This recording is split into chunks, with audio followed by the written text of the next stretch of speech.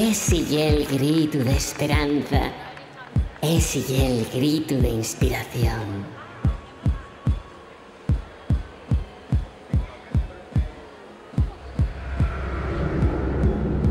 La fuerza del cambio. Esa fue una de las razones que me inspiraron en vos.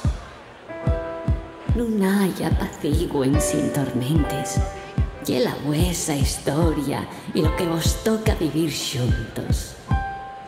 Pues creyeren de vosotros, pues ser el gran arma que todo lo cambie.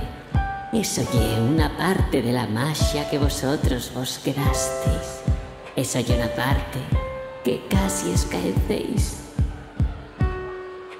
Cuellavos los rostros, tocaivos les manes, pues eso que veréis y es más real que les palabres.